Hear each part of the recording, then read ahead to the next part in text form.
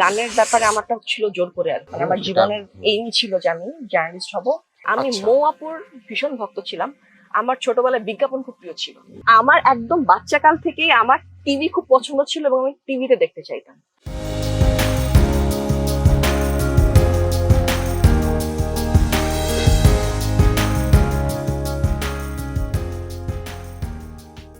তোমার মানে ফ্যামিলি থেকে তুমি অভিনয় করবা এটা রাজি ছিল না, কিন্তু ওই যে নাচ শিখতা, ওগুলা না সরকারি যত কর্মকর্তা থাকবে আপনি দেখবেন মফস্বলে তাদের সবার ছেলে মেয়েদেরকে নাচ গান আবৃত্তি এটা একটা শখ। এটা একটা শখ প্লাস হচ্ছে ওখানে বাচ্চাদের কোনো এন্টারটেনমেন্ট নাই।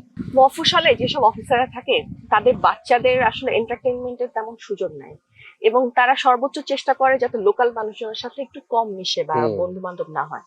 তো দেখা যায় যে অফিসারদের বাচ্চারাই মেশে।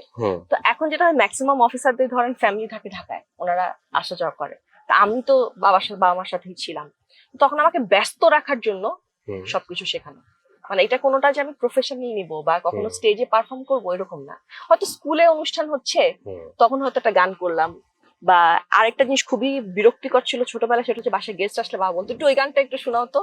ওইটা খুবই অপছন্দের। আমার বোনরা অ্যাকচুয়ালি আমার থেকে অনেক ভালো গান গায়, কারণ ওরা অনেক বছর শিখতো। আমি আসলে গানের ব্যাপারে আমারটা ছিল জোর করে আর কি, যে ওই দুই বোন শিখেছে তো আমারও শেখা লাগবে, বিষয়টা অনেকটা এরকম ছিল।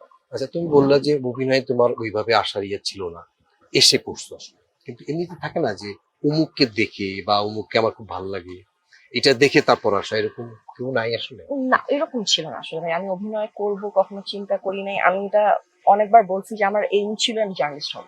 বাংলাদেশের প্রথম ইমিউনিটি বুস্টার সমৃদ্ধ ফ্যান্টাস্টিক হ্যাপি এনার্জি বিস্কিট। আমার জীবনের এইম ছিল যে আমি জার্নালিস্ট হব। ভাই আপনার মনে আছে কিনা জানি না, আমরা যখন 5-6 পড়ি তখন প্রথম একটা বেসরকারি চ্যানেল আসলো যেখানে সাংবাদিকতা পুরা চেহারাটাই চেঞ্জ হয়ে গেল। নতুন জার্নালিস্ট আসলো, ওনারা বিভিন্ন জায়গায় গিয়ে রিপোর্ট করে, পিছনে বোমাবাজি হচ্ছে ওনার সামনে দাঁড়ায় রিপোর্ট।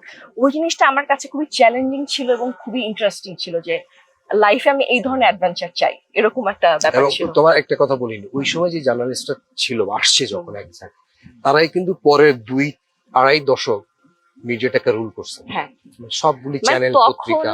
সামিয়া জামান ছিল আমার আইডল, যে আমি সামিয়া জামান হতে চাই, সামিয়া রহমান হতে চাই, এরকম একটা ইয়ে ছিল আর কি, যে আমি সংবাদ পড়বো, নিউজ করবো এরকম। এবং আমি যখন ইন্টারমিডিয়েটে পরে যখন আমি অনার্সে ভর্তি হই তখন আমি জার্নালিজম আমার ইয়ে ছিল যে আমি জার্নালিজম করতে চাই, যদি বা পরে অন্য কিছুতে পড়ছি, বাট আমার এইম এটাই ছিল। কিন্তু যদি বলেন যে টিভির ক্যামেরার সামনে আসতে চাইতাম, সেটা হচ্ছে আমার মৌ আপুকে দেখে। আমি মৌ আপুর ভীষণ ভক্ত ছিলাম। আমার ছোটবেলায় বিজ্ঞাপন খুব প্রিয় ছিল। হতো না নাটক দেখে দেখে ঠিক আছে, বাট ওটার সময় বিজ্ঞাপন আসতাম আমি নড়চড়ে বসতাম, আচ্ছা হ্যাঁ বিজ্ঞাপন হচ্ছে এই সেই। আমার মৌ আপুকে আমার খুব পছন্দ ছিল, এটার জন্য আমি বিজ্ঞাপন করতে চাইতাম। একটা মজার কথা বলি, সেটা হচ্ছে আমার সেকেন্ড বার্থডে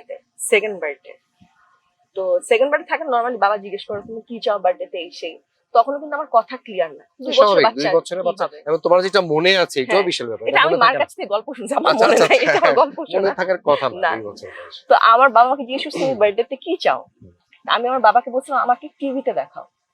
আচ্ছা, আমার একদম বাচ্চাকাল থেকেই আমার টিভি খুব পছন্দ ছিল এবং আমি টিভিতে দেখতে চাইতাম। থাকে না বাচ্চাদের খাওয়ায় টিভি দেখায় এই সেই, সবার মতো আমার ব্যাপারটা এরকম ছিল। তো আমি সবসময় টিভিতে আমাকে দেখতে চাই। তো বিজ্ঞাপন আমার খুবই পছন্দের একটা বিষয় ছিল।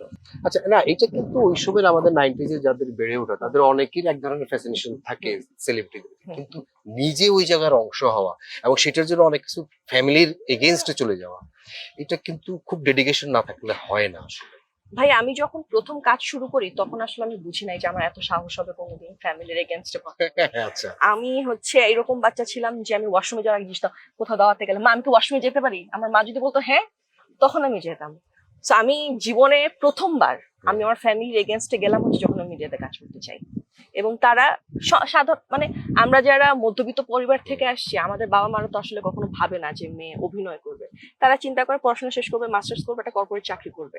যেহেতু আমার বাবা ডাক্তার ছিল, আমার বাবার সারা জীবনের স্বপ্ন ছিল তার একটা মেয়েকে ডাক্তার বানাবে। আচ্ছা, তো সেই স্বপ্নের মধ্যে আমিও ছিলাম, কিন্তু আমার আসলে কখনো মানে আমি খুবই রেসপেক্ট করি এই প্রফেশন, কিন্তু খুব কঠিন কাজ, তো আমার কখনো ওটার ইচ্ছা ছিল না। তো সেই জায়গা থেকে এইটা বাদ দিয়ে অভিনয় মানে সেটা 2 মেরুর অন্য মেরুর জিনিস।